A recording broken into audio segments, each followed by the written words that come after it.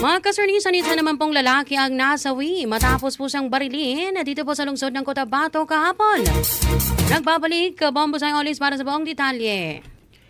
Nasawi ang 39 anyos na lalaki matapos pagbabarili ng hindi pa nakikilalang salarin sa TV Juliano Street, Mother Barangay Rosary Heights, bandang alas 3:25 ng hapon kahapon, May 4, 2026. Kinilala ang biktima na si Nicasio V. Cabanyog, may asawa, job order, institutional worker at residente ng nasabing lugar. Batay sa paunang investigasyon, mga kasarnation, sakay ang biktima ng kanyang pulang XRM motorcycle at pauwi na sana nang bigla siyang lapitan at pagbabarili ng suspek ng walang malinaw na dahilan. 2 beses na pinaputokan ng biktima na tumama sa ulo gamit ang hinihinalang kalibre .45 na barila.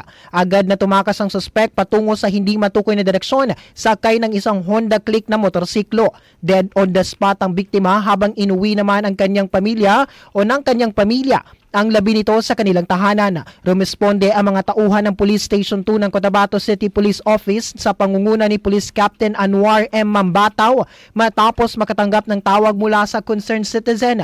Nakipag-ugnayan na rin ang pulisya sa mga kalapit na police stations, border control points at visibility points para sa agarang pagkakaaresto sa sospeka. Humingi na rin ng tulong ang kapulisan sa Regional Forensic Unit BAR upang magsagawa ng masusing pagsusuri sa pinangyarihan ng krimen.